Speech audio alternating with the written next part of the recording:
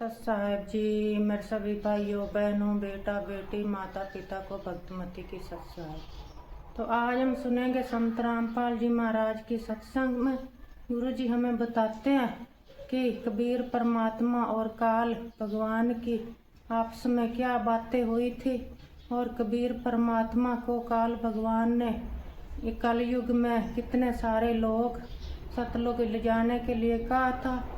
तो सुनते हैं सभी भाई बहन बेटा बेटी माता पिता मिलजुल करके सत्संग संत रामपाल जी महाराज की सत साहेब जी। जाल को समझने के लिए परमात्मा ने कथा सुनाई अपनी प्यारी आत्मा धर्मदास जी को। दो धर्मदास जी ने कबीर सागर में लिपिबद्ध की कि परमात्मा ने कहा कि ये गलतियां करके आत्मा यहाँ आ गई इस काल के साथ, इसके 21 ब्रह्मांड वाले विमान में बैठ के, और इसने यहाँ इनको इतना दुखी कर दिया। फिर ये चिल्लाने लगी, हे भगवान हमें सुख दे, हे भगवान हमें सुख दे। हम हाहाकार मच गई।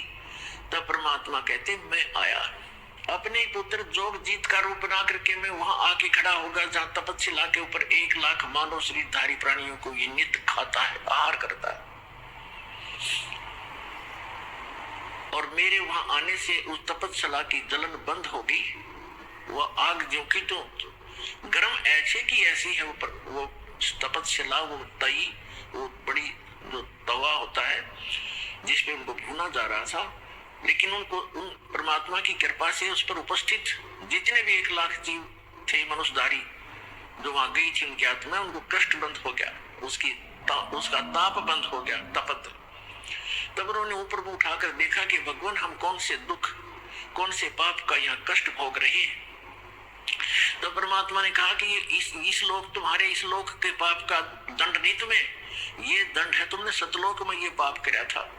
परमात्मा को छोड़कर तुम, परमात्मा अपने को छुपा कर कह रहे कि तुम भगवान को छोड़कर वहां सर्व सुख संपन्न था प्राप्त थी, आपकी कभी मृत्यु नहीं होती थी, कोई कष्ट नहीं था, उसको छोड़कर तुम इस काल के लोक में आ गए। यहाँ पर आज जिस कार को, जिसको ठीक हो, जिस बंगले को, जिस बेटा और बेटी को आप अपना मानते थे, क्या तुम्हारे साथ आया कोई?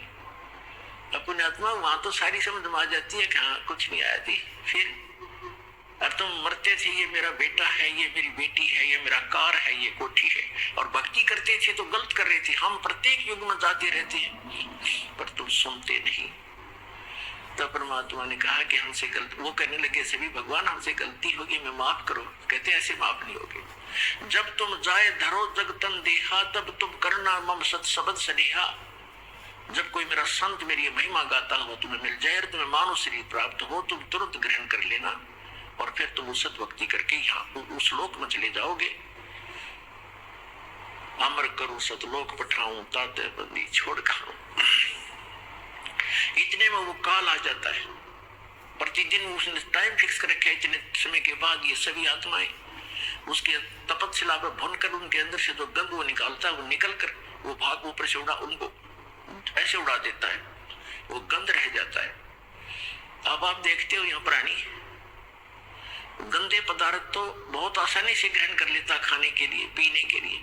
शराब पीना, भांग पीना, सुल्फा पीना और तंबाकू पीना और फिर मांस खाना, चटपटे अटपटे खाना, ये तो बहुत खुश होकर ग्रहण करता है।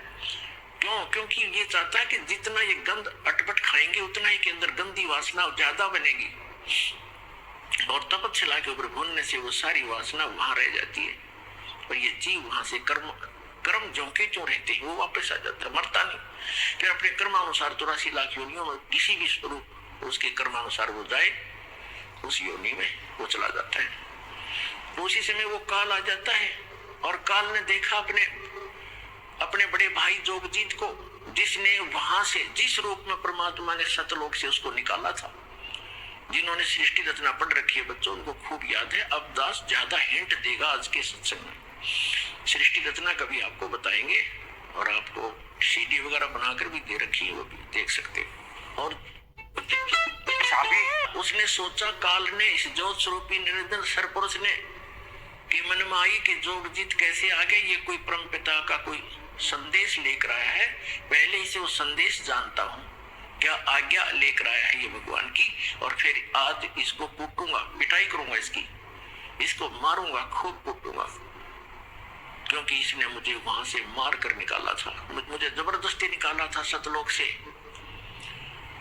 तो मुझे परमात्मा बताते हैं कि धर्मदास मुझे देखकर काल भयंकर हो गया और पहले मुझसे कहा कि पहले जोगजीत कोई आज्ञा है भगवान की, परमात्मा की, पिता की, वह मुझे बता। और फिर जोगजीत तुझे छोटू नहीं गा, तूने मुझे वह मार कर निकाला था।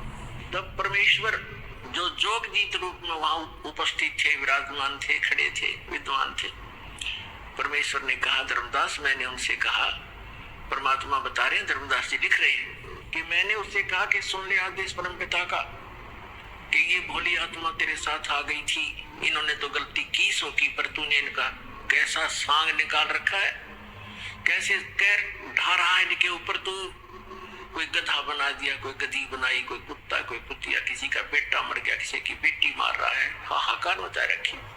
तो इसने कहा कि पिताजी ने मुझे श्राप दिया था और जिस श्राप अनुसार मुझे भूख लगती है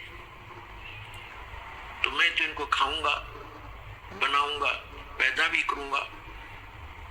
परमात्मा ने कहा कि चल इन्हें गलती कर दी, तो खा भी रहा है, सारे काम कर रहा है, फिर इनके किसी का हाथ काटे, किसी की टांग कटे, कोई अंधा, कोई कैंसर से पीट दी, ये जुल्म क्यों कर रहा तो इनके ऊपर। तो इसने कहा कि मैं तो सत्य का राज करता हूँ, मैंने परमात्मा को वचन दे रखे हैं और जैसे कर्म जो करेगा वैसे भोगेगा, मुझे इसमें कोई लेना देना नहीं है। अपने आत्माओं, यहाँ की इस सारी व्यवस्था ऐसी है इस काल के लोक में।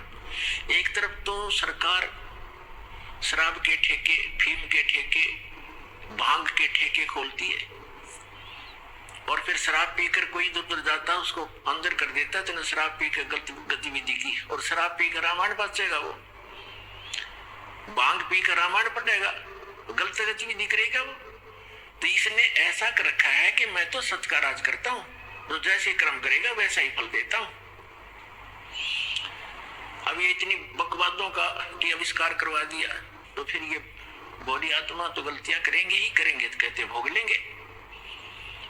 इसने थोड़ा लेना देना, इसके हम इसके बच्चे नहीं है, हम इसके बच्चे होते तो ऐसा दुख देता ही। आज केदारनाथ के ऊपर 20,000 आदमियों को मार देता अपने बच्चों को। ये हम इसके बालक नहीं है, हम इसकी प्रजा नहीं है, हम उस परमात्मा की प्रजा है, सतपुरुष के बच्चे हैं और हम अपनी गलती से इसकी कैद में फंस गए। यहाँ से निकालने का एक तरीका है, हम स्वेच्छा से आए हैं, स्वेच्छा से वापस जाएंगे। जब हमारी यहाँ के लोग से दुखों से इतना मन हट जाएगा और वहां के सुख से हम इतने प्रभावित और प्रेरित हो जाएंगे और फिर सब भक्ति करेंगे, तब हम वहां जा पाएंगे।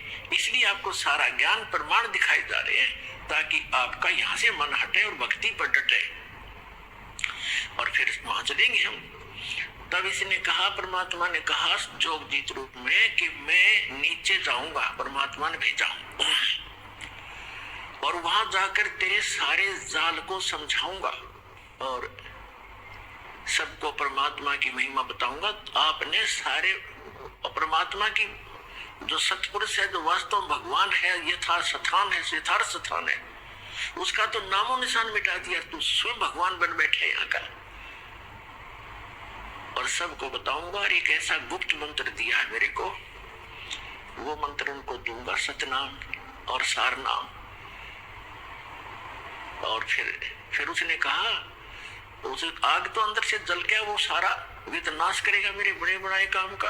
आज जब उसने ये बात सुनी तो एकदम भयंकर होगा, कहने लगा तू मेरा बाग उजाड़ने जा रहा है, तू मेरा नाश करने जा रहा है, तुझे अभी खत्म कर दूंगा, तुझे जाके दिखाना नीचे। परमात्मा ने कहा कि ऐसा सुनकर काल भयंकर होगा मेरे ऊपर। और धर्मदास ऐसे अटैक किया, उसने मेरे को बिल्कुल खत्म करने के लिए दौड़ किया और मैंने सतनाम का सुमन कर दिया, नाम का सुमन शुरू कर दिया। इस नाम के अंदर धर्मदास ऐसी प्रबल शक्ति है, इसके सामने कोई भी देव, कोई यक्ष, कोई भी यहाँ का काल तक भी नहीं ठहर सकता। मेरे पास ऐसा मंत्र है। पुण्यात्माओं, ये परमात्मा धर्मदास जी के माध्यम से, धर्मदास जी को तथा हम सभी को सतर्क करना चाहते हैं कि कभी भी आपके ऊपर कोई भी आपदा आती है किसी भी प्रकार की, तो नाम का सिमरन अवश्य करना कुछ देर, फिर जो टेंशन है वो है, लेकिन समन एक बार कर लेना, आप देखना फिर उसका प्रतिफल कैसा होगा। तो कहते हैं मैंने समन शुरू किया और काल ऐसे गिर गया जमीन के ऊपर, रहता है वहां पर जैसे पक्षी की पंख कट जाते हैं और बड़ा बड़ा तरफ रहा होता है। तो वो समझ गया। उसमें वैसे तो काफी विस्तार लिखा है, बाकी हम थोड़ा बताएंगे जितना आवश्यक है, क्योंकि हमने समझना इस ज्ञान को। बाकी ज्ञान है, समाधान बिना काम बनेगा नहीं, समाधान ज्यादा महत्वपूर्ण है। उसमें बहुत कुछ कहा है कि वो इतना भयभीत हो गया कि वहां से भाग के पाताल में जाके छुप गया। फिर मैं वहीं पहुंचा और उसको पकड़ के ले आके चल वहीं पर, वहीं बैठा के फिर वो उसने मेरे पैर पकड़ लिए। जब ताकत से पार नहीं बसाई, नहीं उसका वश चला, तो मेरे चरण पकड़ लिए, बुरी तरह रोने लगा और कहने लगा मैं तो आपको पिता के समान मानता हूँ, छोटे तो गलती किया करते हैं, बड़े क्षमा करते हैं, मुझे माफ कर दो। रोया बुरी तरह। परमात्मा बोले कि मैंने कहा कि चल ठीक है, माफ करते, ऐसे नहीं, आप वचनबद्ध हो जाओ। परमात्मा बोले क्या वचनबद्ध हो जाऊं? कि एक दया करना कि 3 युगों में जीव छोड़े ले जाना, सतयुग त्रेता द्वापर माही, तीनों युग जीव छोड़े जाए, चौथा युग जब कलयुग आवे तब शरण जीव हो जावे, जीव बहु जावे, ऐसा वचन हर मोह दीजे, तब संसार गवन तो कीजे। और भी एक दो प्रश्न थे, प्रार्थना थी, वो कही तो परमात्मा ने कहा चलो तथास्तु, जो तूने मांगा मैंने बख्श दिया। 3 युगों में जीव कम ले जाऊंगा और चौथे युग कलयुग में मैं खूब तूफान मचाऊंगा अपने बच्चों को निकालने के लिए, तो बाधा मत करना। फिर तो उसने कहा कि एक और प्रार्थना की उसने उसी समय कि जो आपका ज्ञान स्वीकार करे, आप जाओ, और या आपका कोई संदेश वाहक आवे कि जो भी मानव परमात्मा का इच्छुक स्त्री या पुरुष आपका ज्ञान स्वीकार करे, वो आपका और हमारा ज्ञान, काल के दूतों का, इन मंडलेश्वरों और आचार्यों का जो ज्ञान ग्रहण करे, उसको आप बाई फोर्स ना लेना, ये दया करना, बलपूर्वक ना ले जाना। ये तो परमात्मा को पता था, बलपूर्वक ले जाएगा कोई टिकेगा वहां पर? कहते परमात्मा यहाँ तो कहते हम मोहम्मद को वहां ले गयो, इच्छा रूपी वहां नहीं रहो, उठ मोहम्मद मैल पठाया, बुझ बीरज एक कलमा लाया, रोजा बंग नमाज दे रे, बिस्मिल की नहीं बात कही रे। हजरत मोहम्मद जी को लेकर गए थे, लेकिन उसकी इच्छा यहाँ से हटी नहीं थी, क्योंकि यहाँ उसके बहुत घने अनुयायी बन गए थे और उनको ज्ञान संपूर्ण ग्रहण समझ में नहीं आता। तो कहते परमात्मा को मालूम था कि बलपूर्वक कैसे ये वहां रुक जाएंगे, ये पहले वही ना रहा करते, गड्ढा करते, आप बड़े यहाँ पर इस गंदे लोग में यहाँ से। तो उसने कहा कि ठीक है, परमात्मा ने कहा ठीक है, जो मेरा ज्ञान ग्रहण करे वो मेरा, ताकि निकट काल मत आना, कि जिसने लिया मेरा परवाना, ताकि निकट काल मत जाना, कि मेरे जिसने मेरा ग्रहण कर लिया नाम, मेरा ज्ञान, उसके निकट तुम मत जाना। तो काल ने कहा था कि जो आपकी मर्यादा में रहेगा आपका, और मर्यादा तोड़ेगा तो मेरा ही है। वो तो अंडरस्टूड, इसमें कहने की जरूरत नहीं है फिर तो परमात्मा ने कहा ठीक है तथास्तु। जब परमात्मा ने ये सारा कुछ कह दिया और उसकी सारी स्वीकृति दे दी, तब एकदम रूप बदल गया और एकदम खड़ा हो गया। जोग जीत जाओ संसारा, जीव न माने कहा सुख तुम्हारा, जीव तुम्हारा कहा न माने, हमरी ओढ़ हो बात बखाने।